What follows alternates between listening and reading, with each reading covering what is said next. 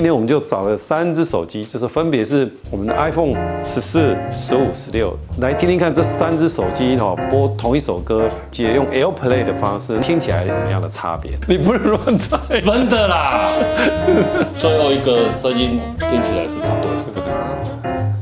对啊，最后一个听起来是不对的。正确答案是2个都错。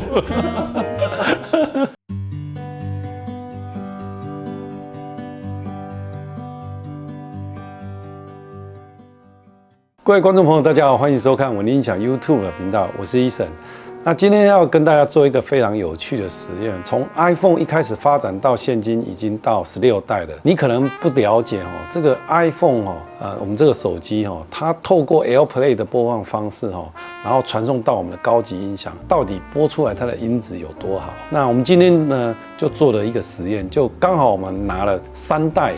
也就是14、15、16这3代分别不同的4代的手机来做播放，那也是刚好这个16是最新推出的一代透过这个 AirPlay 的方式来去播这个音乐到底好不好听呢？那当然以不同品牌的手机会有这种规格上面的问题比如说你要用 HTC 跟 iPhone 做测试，除非是要用蓝牙或同规格的方式去进行比较，但今天呢我们纯粹是以 iPhone 14、15、16来做一个3支的对决让大家来去做一个分析比较。那当然，同时呢，透过我们的这个 Apple Music 这个平台那3支手机分别都是使用这个 Apple Music 来做聆听，然后播同一首音乐，然后来传送，用无线 AirPlay 的这个 2的一个技术传送给我们的今天的扩大机，我们 T Plus A 的 R2500的串流扩大机，以及我们现场的来自南非的品牌 VV Audio 的 Kaya 45这对落地型的喇叭，并搭配我们的 R1 S81的超低音。也欢迎观众呢在下方留言，到底能不能听得出来差别其实我们在现场是还蛮明显的那我们的客观的测试的标准就3个手机都有 Apple Music， 所以因此我们选择同一条歌，然后在所有的设定的部分，包括 EQ 等化的部分，我们全部都做一个关掉的动作，这样才会比较客观一点去做一个比对。我想我还要继续努力，听完了情歌可以不决堤，那些蠢蠢欲动爱的回忆，会让思念都哭泣。当我想起你，有一种绝望的灰心，总会让街头某个相思被隐热的忍不住伤心。当我又想起你，是我躲避不及的原因，怎以为可以？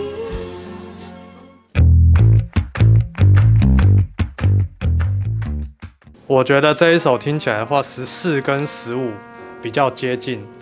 都是中低频偏比较多，但是音场没有那么宽。那16的话，听起来就音场比较宽的感觉，然后解析度也比较高。然后14跟15的话，人声的密度就是比较没有那么扎实，感觉比较散一点，也比较后面。那16的话，就是人声比较前面，然后它的节相感比较好。我刚刚听那个人声的部分那14跟15的声音还蛮像的，但是我还是觉得14会比较好。那相对跟16比，16又再好一点，人声那个唇齿音都比较清楚。其他16的声音音乐性也好一点，就这样。刚刚2位讲的这个部分已经都大致说明了这3只手机的声音的走向。那我们紧接着放第2首。因为爱情不会轻易悲伤，所以一切都是幸福的模样。因为爱情简单的生长，依然随时可以为你疯狂。因为爱情怎么会有沧桑？所以我们还是年轻的模样。因为爱情在那个地方，依然还有人在那里游荡，人来人往。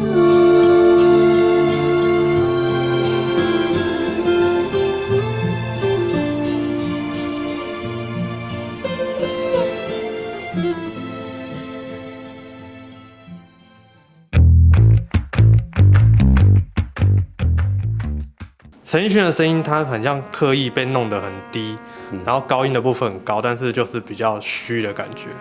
那包括吉他的低音的共鸣多到有一点不自然。那15比14好一点点，但是走向很接近。那16的话就是它的3频比较均衡，然后实体感比较好，它不会有多余的那个低频的共鸣的声音出现。这一首就是听那个女孩子的那种唇齿音了，解析力对，那14、15其实听起来，这一首歌听起来真的是差不多，相差不大。那16的话，整体的咬字还有那种女孩子的男女生的咬字那种唇齿音都还蛮清楚的了。对啊。然后刚刚像一轮讲那种吉他什么3频那些反正都比14跟15比较好。对，这一次特别呢，用上我们这个比较高阶的串流扩大机去播。一般如果说你送给蓝牙的话，你要这样子比，可能它的条件上跟它的设备上不够那么高级。可是用这样来测的话，我想应该很清楚，用同样的条件，包括同样的 APP 这样去测，不要透过 iPhone 它本身的喇叭播。我们不可能去比，就 iPhone 3支14、15、16 3支，然后用它的喇叭播出来那个声音。那我想3支播起来应该也是会有一些差距。不过那个不是我们要测的重点，我们只是想说，透过这样的方式来去比对3支手机，它在整个透过这个音乐平台，然后透过无线的方式，把它原始的讯号这样子用无线的方式传送给我们的机器，然后透过我们比较高阶的机器来把它呈现出来，算是蛮有趣的测试哈。紧接着就是到我们的盲测哈，我想今天的盲测会有一点困难的，就是14跟15会造成会没有办法分辨哦，有可能是会这个现象，不过没关系，我们还是照样的用这样的方式来做一个盲测哈。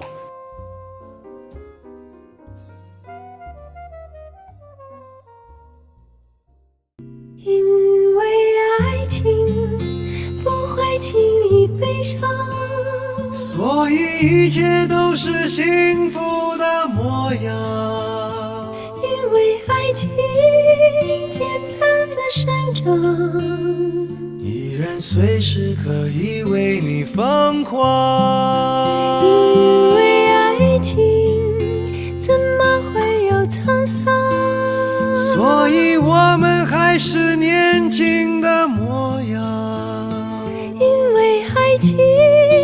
在那个地方，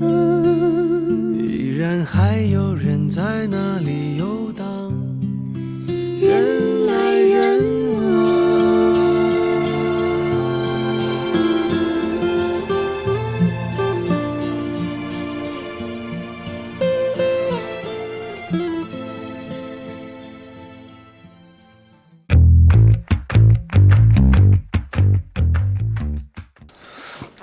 15、14、16，好，一定猜错了。14、16、15，你不能乱猜。真的啦。最后一个声音听起来是不对的。对啊，最后一个听起来是不对的。正确答案是16、15、14，两个都错。应该就是说，用3支去比的话，那个复杂度会变高。如果是2支对比的话，我想会比较清楚。你太多的这种资料要瞬间要去比，其实是不好比对的。今天其实是一个有趣的实验哦，听感上整个来讲还是16还是最好啦。当然在盲测的过程当中，有可能会走心啊，或是听的重点不一样的时候，很容易就是会造成判断的部分会